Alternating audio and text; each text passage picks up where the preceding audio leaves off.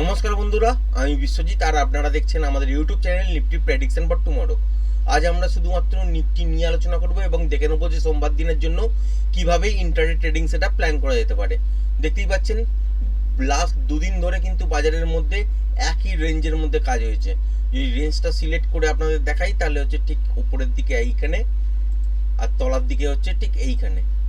এইটা হচ্ছে বাজারের রেঞ্জ, এর মধ্যেই যতক্ষণ থাকবে সোমবার দিন ততক্ষণ কিন্তু এই রকমই ডিস্টারবেন্স তৈরি করবে, এই রকম কিন্তু আপনারা নয়েজও দেখতে পাবেন।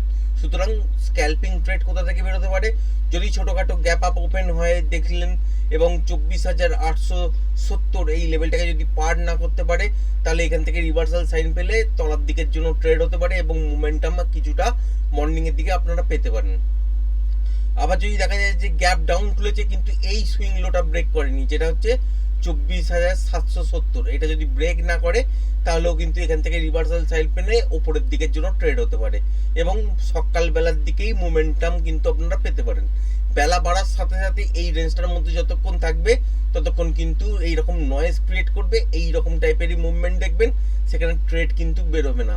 ছোটোখাটো স্ক্যাল্পিং ট্রেড বেরোতে পারে কিন্তু তাও পিন পয়েন্টে কাজ করতে হবে, আদারওয়াইজ কিন্তু যারা টেকনিক্যালটা জানেন না তারা কিন্তু এখানে ট্রাইও করতে যাবেন না।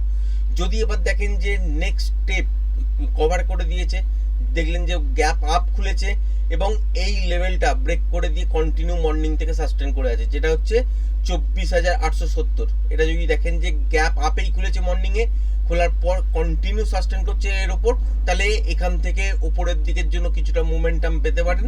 সেটা 24,900, 920 এই জায়গাটার কাছাকাছি পর্যন্ত হতে পারে।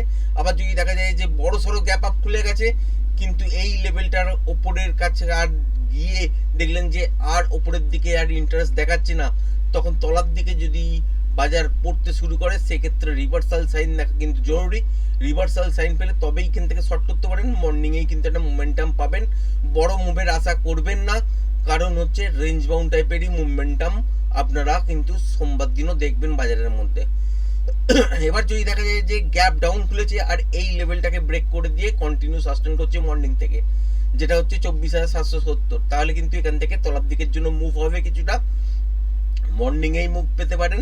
এবং তলার দিকের টার্গেট হিসাবে যদি দেখেন সেক্ষেত্রে 24,720, তার তলায় যদি সুইং লো ধরেন তাহলে হচ্ছে 24,700, এর তলাতেও যদি সুইং লো ধরেন তাহলে হচ্ছে সেক্ষেত্রে 24,678, 80, এই যে জোনটার কাছাকাছি এইখানে পর্যন্ত কিন্তু চলে আসতে পারে মোমেন্টামের সঙ্গে মর্নিংয়েই।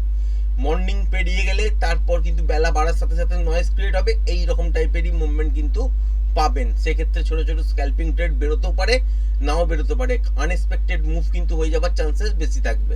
সুতরাং সেখানে যারা বিগিনার্স আছেন তারা কিন্তু ট্রেড করতে যাবেন না।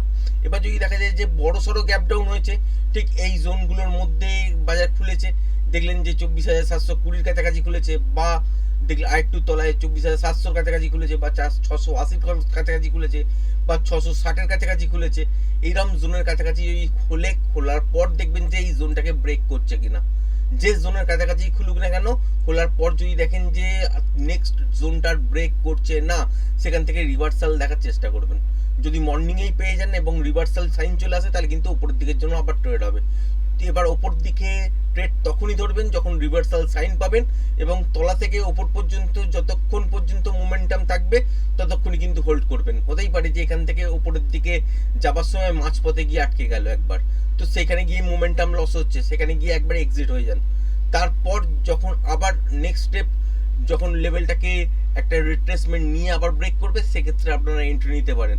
আর যদি বাজারের মধ্যে নয়েজ চলে আসে, ডাইরেকশন ঠিক হওয়া সত্ত্বেও কিন্তু ওখানে ট্রেড করে আর পয়সা পাবেন না, কারণ যদি অপশান বাইং করতে হয় তাহলে অপশান বাইং এর ক্ষেত্রে লাগে হচ্ছে মোমেন্টাম, যেখানে গিয়ে মোমেন্টাম লস হয়ে যাবে সেখানে গিয়ে কিন্তু অপশান বাইং করে আর প্রফিট পাবেন না, কারণ থিটার এফেক্টে আপনারা দেখতে পাবেন যে ওখানে অপশানের যে প্রাইসটা আছে সেই প্রাইসটা ডিটোরিয়েট করতে শুরু করবে।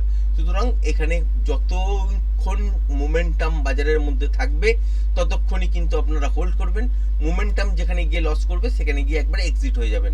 আশা করি ভিডিওটা পছন্দ হয়েছে। ভিডিওটা যদি পছন্দ হয়ে থাকে চ্যানেলটাকে অবশ্যই লাইক, শেয়ার, সাবস্ক্রাইব করবেন। আজকের ভিডিওটা এই পর্যন্তই, ধন্যবাদ।